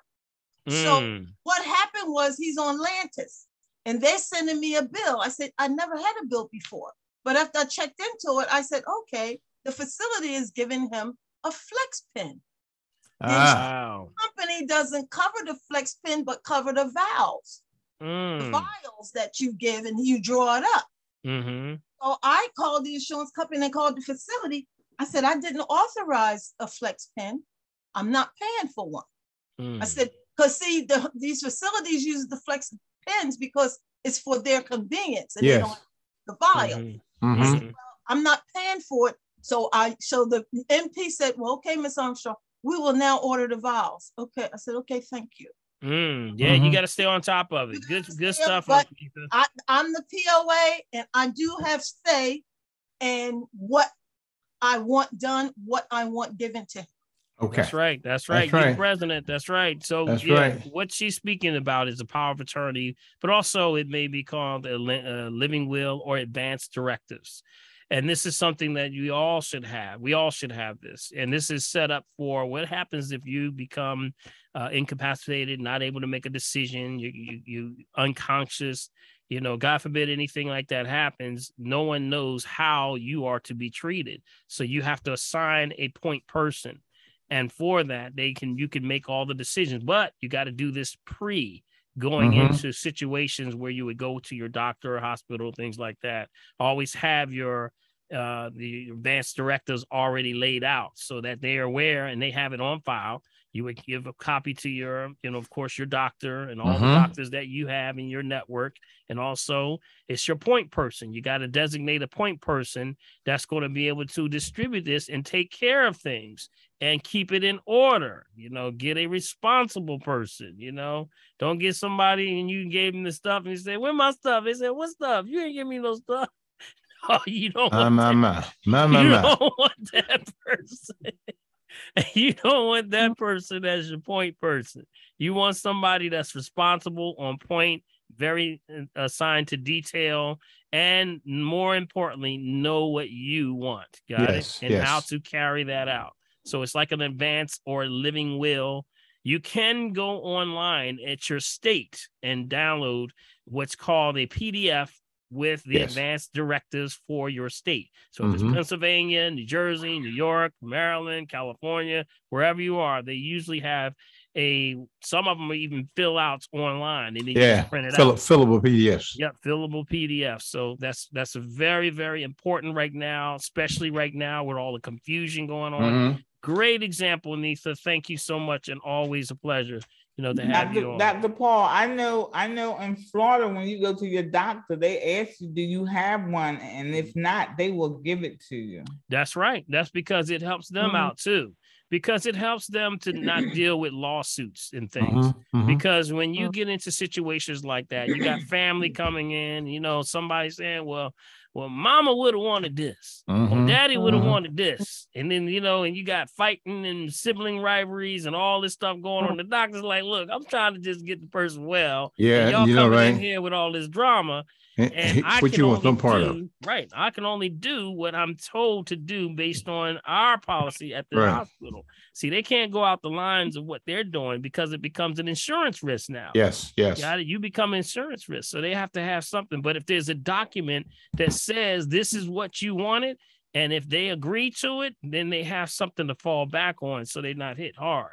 You got it? Somebody put that in the chat of the name of the thing that you're talking about. Yes, it's called Advanced Directives. Advanced Directives, but it's called. Advanced Directives, right. So for Anthony, you're in Jersey, right? So you would just for New Jersey. I'm in Delaware. Or Delaware, I'm sorry. Delaware, Advanced Directives. Yeah. Yeah, that's all. And then when you they're downloadable off the internet. Yeah, and if you Google that, you may be able to find a good one because they update them. So make sure you got an updated version. And but it's good stuff, and you'll notice like the right to resuscitate if you were ever to flatline. Do you want to resuscitate? Some people say no. I had an aunt. She was 90 years old. She said, "Little Paul, I'm 90, right?" Every time I saw her, but she said, "Y'all ain't gonna have all them things hooked up to me, looking like Frankenstein. Just let me go." She used to tell us all that. So everybody has their whatever they want. This is their rights. This is what they do. So, make sure you make your whatever you want be known. Got it? That's what that advanced directive is for. All right. Dr. Paul, can I ask a quick question about acid reflux? Sure. I just want to know, I do have it, and I'm wondering if there's an alternative or a way to balance that. Basically with the fruits and I guess some of the vegetables with oranges, tomatoes, garlic, they're good for you, but they're not doing me justice because of the acid reflux. Yeah, watch out for whenever you're sort of resetting the gut, you got to make sure, stay off the things that may have already, some people will tell you that they say are good for you, but they're really not. Stay away from fermentation, fermented foods. Got it? No dairy. Got it? That includes cheese, right? Also, that means things like things that are fermented means sauerkraut, things like probiotics, of all kind. You got to stay away from that. Also, processed foods. Something is causing acid reflux that'll cause it to move on that to rise up. So you got to watch what your food choices are. Got it? Right. So go ahead. No. We start with things not to diagnose, treat, cure, prevent any diseases, food for the soul. We start with the aloe vera gel. I mentioned that earlier. Oh, okay. Aloe vera gel. What you would do is try to, traditionally the way it was used is that you would take it before every meal. You got it as a preparatory. It's a food preparatory, but you got to stay off certain food. What do you like a lot of? I like a lot of fruits. I mean, I used to do a lot of chocolate. Okay. So what else do you like a lot of? Something that you like a lot of. Any snackies or anything going on? Chocolate. Besides chocolate. I heard you, Flo. You know what Flo likes? Chocolate. Chocolate. So that's what we look for. We look for the acid forming foods. I would download the acid alkaline food chart that's on my website so that you can look and see what things that you may or may not be aware of. It can be very interesting, y'all. Also watch lectin issues. Lectin can cause damage to the villi or villa, which can cause an acid environment. Those are things that happen. Lectins, Lectin. Watch certain things that also you got to watch conventional fruits and vegetables. Watch the conventional. Whenever you have an acid reflux problem, you want to make sure you're watching things like apple cider vinegar. No apple cider vinegar, right? Right. No. Yeah. Good. Well, I'm sorry, I accidentally hung up mistakenly. But when you clean your fruits and vegetables, and people say use the baking soda and vinegar, isn't that an issue? Or no vinegar. No vinegar. It would be baking soda, aluminum free. That's all you need. See, this is a thing that can cause a lot of this also. And believe me, this is another one. People say, I'm having, I take my fruit in the morning. And I said, well, what kind of fruit do you have? Oh, I take my frozen fruit. Frozen fruit has a lot of formaldehyde on it, which can cause acid reflux. You have frozen fruit? I do. I make smoothies and things like that. And that's exactly, that could be it right there. They put formaldehyde on it. So formaldehyde and a lot of chemicals are preserving any frozen fruits or foods that are in there that keep it on the shelf. So what happens is it pulls, anybody know what preservatives do? Why does it preserve? Why does salt use as a preservative? Because it pulls moisture off of the product. Got it? Pulls moisture off of it. If it dries it out, it can stay longer. Got it?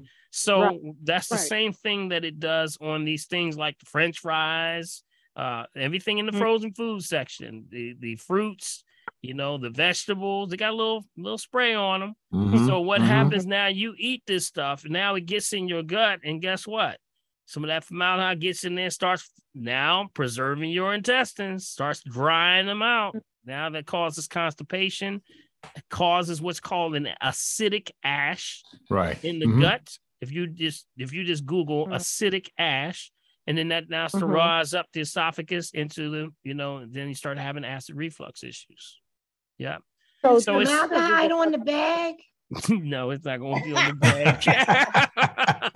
Now, Carol said it should be on the bag.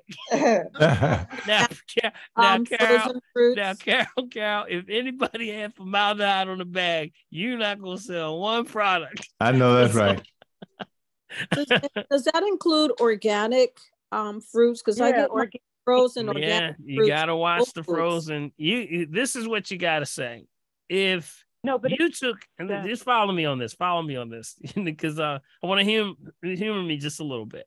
If you take any of your fruits and vegetables, right, and you wrap them up and you put them into the freezer, they ain't gonna stay in there much longer. They're gonna eventually get a freezer burn. Yeah. Got it?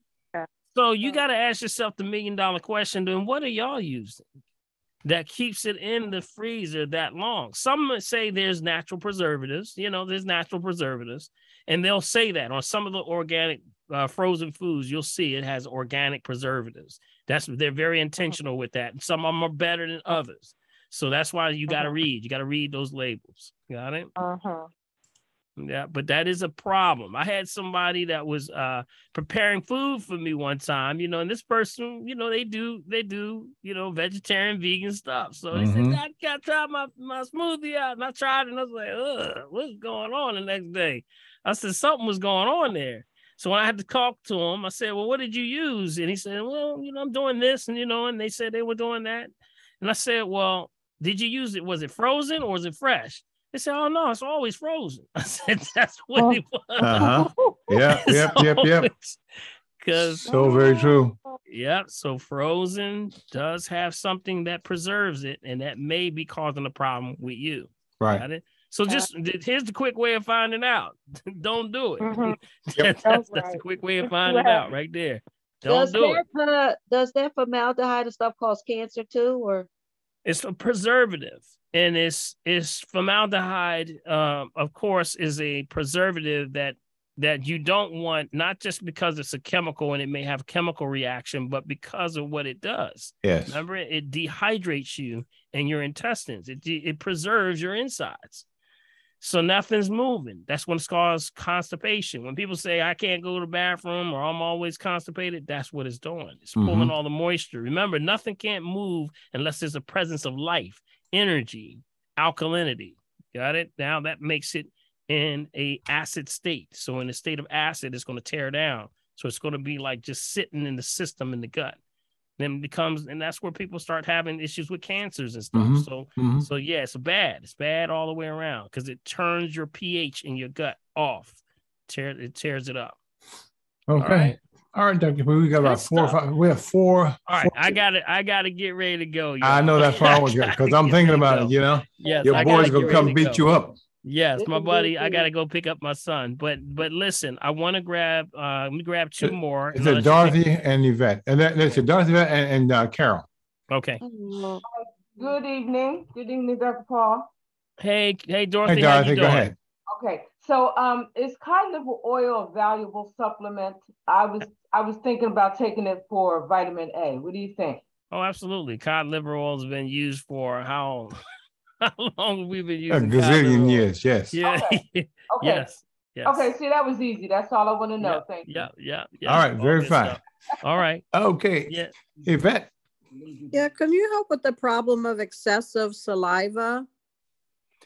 Usually excessive saliva is an overactive gland. That means that there's something going on with that. I would start to do things like oil pulling. You know what oil pulling is? No. Okay, you would take an oil, like a sesame oil, and it has to be unrefined. Go to my website, drpaulherbs.com, go under downloads and download what it says, oil pulling. It's an ancient or Vedic Indian concept, goes back thousands of years and used for the purposes of pulling toxins, but sort of maybe actually dealing with the issue of overactive salivary glands. Got it? So that could be causing issues with needing to be detoxed. There can be an imbalance in there somewhere. There can also be a stress signal also. It can be a stress signal. So if there's any stress going on right now, that could be, anxiety, additional. That also works in combination with the endocrine system. So sometimes you'll see sweaty palms go with that. So extra salivary along with sweaty palms, that's a hormone imbalance. That goes back to now thyroid support. Got it? So things like kelp, chlorella, spirulina, any of the sea vegetables can also balance that also. That's what's usually traditionally used. So that's endocrine, when you're dealing with the glands, or in this case, the salivary, overactive salivary glands means that could be stressing that system. But you got to, get some calmative herbs, things like teas that calm. You got a calmative tea?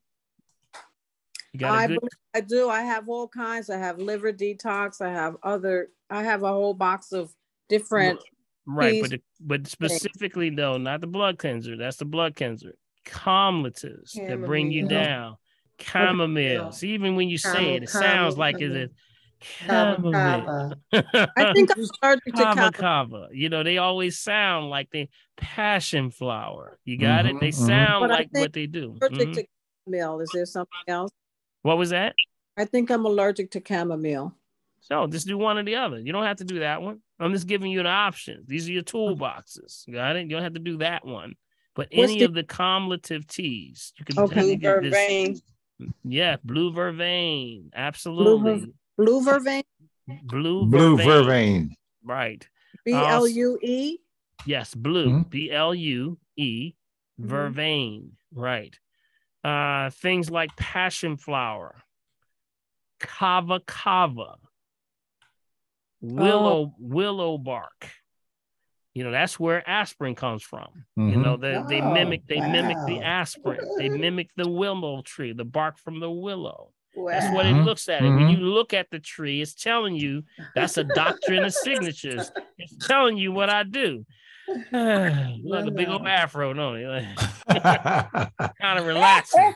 You look at the tree and you're just like, you can look at the tree and almost want to exhale. It's like, when you look at it, it's a relaxation. Also, things like lion's mane, chaga.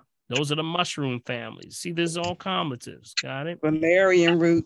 Valerian, yeah. Just, you know, when you Valerian root, I just got one disclaimer with Valerian root, y'all. Just one. I got one disclaimer with Valerian root. So when you take Valerian root, make sure this is an evening herb, okay? Don't take it during the day and you go to work and say, you know what? I'm so relaxed. You know, I really don't like you. Yeah, no, right? You damn job. Girl, you sound strange today. What's wrong with you? Nothing. I'm just really relaxed. You know, I don't like the way you dress. Does the lymphatic system have anything to do with the excess of saliva? What was that? Does the lymphatic system have anything to do with the saliva? Sometimes yes. It can be, but you remember that's endocrine system. You know, your glands are part of the endocrine system. That's your hormones. So they can be stressing out. Cortisol issues. When you access cortisol issues, that's fight or flight. You know, fight or flight. Yes. So watch the coffee. Watch things that have caffeine in them. You got it? See how we were sort of troubleshooting here. So things like that are out of balance. That's where the body's a perfect system created by a genius. So when you get these little signs, something's out of balance. Okay. Yeah. And until it's been corrected, it's going to continually fire off that alarm. That's why allopathic, we say, doesn't work. All they're doing is going, that's like saying there's a fire in the house. And you ever been cooking and then the alarm go off? Girl, something burning. Yeah. You go in there and what you do? You hit the button, right? But is that the problem? No, that's not the problem. The problem is something's on the stove and it's burning. And if you don't get it, it's gonna burn down the house. You got me? I know, that's right. So it's like you're putting turning it off, but you're not addressing the problem. That's what allopathic suppressive therapy does. That's why we go to the problem. So if that thing's still having problems and you start to say something's wrong, I keep having this salivary issue. You're stressing out somewhere. It's stressing out that gland somewhere. You got it? So it's an imbalance that has to be addressed. Dr. Paul, what is the raspberry tea for? Oh, that's the hormones. Yes, absolutely. That's the women's hormone. They call that the woman's herb. That's for all good, feel good all the time. That's the one you take to go to work. Don't take the Valerian root to go to work. I see you literally laughing up there. Y'all know, y'all take that Valerian root and it's like, you know what? I'm so relaxed now. I know that's right. Feel so I know that's right. You know where Valerian root, they mimic that to make Valium. Yes. Yes. Did you know that? Yes, that's where Valium comes from. They mimic these herbs to make the drugs. So Valium is mimicked from the valerian root, just like willow bark, they mimic to make aspirin. Right. See how this thing goes? You know, where's the source? All you gotta know is where's the source? Where's the source? God's got the source. There you go. God is the source. There you go. Okay. All right, Carol G. Carol, hey, everybody. Did you get we get your last one. We get you, okay, Carol. Dr. Paul, the young lady, Valerie, wanted to say that she's having minimal invasive open heart surgery on November the 7th. And she wanted to thank you to fix the aortic valve, getting a new aortic valve. And she wanted to thank you for the information that you gave her. And as far as my question, I'll ask next week. Because I know you have things to do. I like to be considerate of the time. Well, Carol G, you just give me a call, okay? And I'll make sure I get your question answered, okay? So we'll I'll wait till next week, Dr. Paul. Okay. All right. Thank you. All right. Thanks so much. Doc, what are you going to do, man? All right. We got to wrap it up. Dr. Paul, please, can I ask this? I was just diagnosed with Fuchs corneal dystrophy. Is there something that could be done for that? Okay. Say what was the condition again? I missed it. Is that cornea? Yes, F like Frank, UCHS, Fuchs corneal dystrophy. Okay. He said it's something with the endothelium. Endothelial system. Oh, yeah, absolutely. Here we go. Remember, we talk about the endothelial, which is the vessels. You got it? The vessels. The endothelium, that's actually, remember, the endothelial is the vessels in the lining of the arteries and veins, and they push. So if you have them, remember this always, if you see it in the eyes, it's usually already going in the system. Do you have high blood pressure? No, I don't. Okay. Any medication you're on right now? No, I'm not on any medicine. Okay. What about any, what specifically with the eyes is it causing with you right now? What symptoms? My eye, sometimes I can't see out of my left eye. Bright light hurts it real bad. It gets blurry. It just comes and goes, like my sight is like coming and going a little bit now. Yeah, you better really watch your pressure. So what about sugar? You got to watch sugar. I do a lot of sugar. Yeah, see, that's a sign of sugar, hardening of the arteries. So you gotta watch your sugar intake. Remember, stay off refined sugar, refined salt, refined oils. Got it. Top 10 toxic food. Go to my list and download that on the page. Right here, and guys. Also make sure your water is right. You got your water right? What's your water? No, I don't drink a lot of water. But I drink good water. I drink I drink eternal water. I only drink eternal. Okay, but you got to get your numbers up, okay? Because what's happening is the eye is drying out. Okay, it's drying out because of too much concentration. Right. Concentration means the body says, well, hey, you don't give me any water, I'm gonna have to pull it from somewhere else. I'm gonna pull it out your arteries and veins. Right. Got it? So refined white sugar, white salt, white, any white products. That's white bread, white rice, white flour. All that stuff has been bleached, shocked with chemicals, and that thing's going to dry you out. And it's happening with your eyes. It's a perfect system now. It's the perfect system. He's saying that I would need a corneal transplant. Do you think that's true? Well, I think you need to get your balance back first. Got it? That would be what would be the structural thing to do. Yes. But wait a minute, you've been doing some bad stuff. Got it? You got to get back on your horse, start to do the things that you have, then you revisit that situation after you give your body a chance to regenerate. You got to give your body a chance to regenerate. So probably presently right now, that's where you stand. But if you start to turn it around, give your body a chance to do it, then you can start with an assessment. Come on in and get an assessment, okay? Yes. Okay, thank you. All right. Okay, guys, here we go. Yeah, buddy, got to get you out of here so your son won't beat you up, man. All right, guys, listen real quick. In order to get a copy of tonight's chat, of course, you know what you got to do, right? Send me an email to mechavideo@gmail.com. Again, that's mechavideo@gmail.com. Now, to continue to support the family tree, listen, use Dr. Paul's Cash App, and that's what?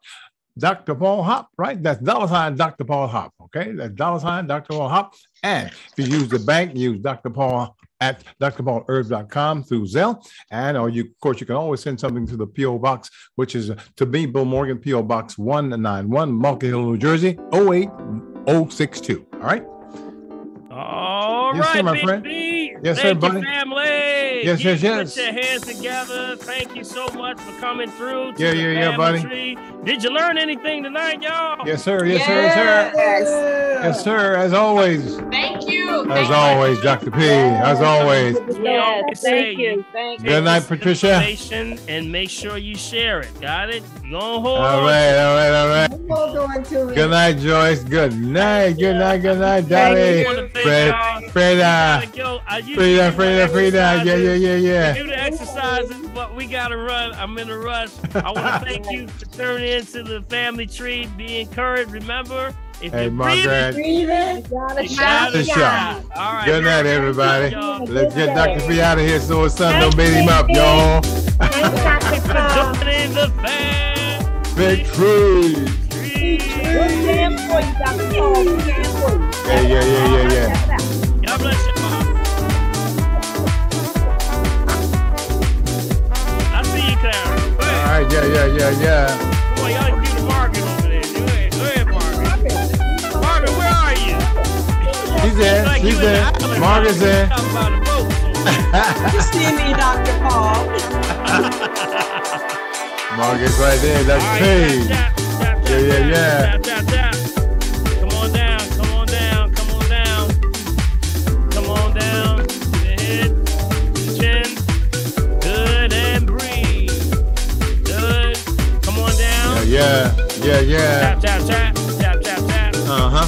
Are y'all doing this every day? Of course. Yeah, that's going. Let's tell the truth. No. Of course. Linus right behind here. That's the immune system. All right, Eloise. To activate that. Eloise got it going on. Yeah. Yeah, that's right. Tap, left and right. Yeah. Come on. Yeah. Right there. And breathe. And tap. And breathe.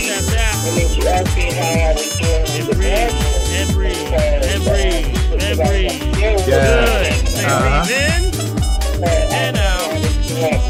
Breathe in and out. Breathe in. Breathe out. Yeah. One more time. Breathe out. Breathe in and one more. Breathe in. Yeah. And blow out. All right. Black. Come on, you gotta do an energy bath. You can't leave unless you take a bath. That's right, buddy. Yes, sir. Rub. Together. Go ahead, breathe them. Put them together. Go ahead, Farrell. Put them together. Go ahead. Good. Then rub it on down. Yes, sir. Rub it on down. God bless y'all. They got you. We'll see you next week on the Family Tree. Thank you, Dr. Paul. Good night, my friend. Good night, everybody. Good night. Appreciate you.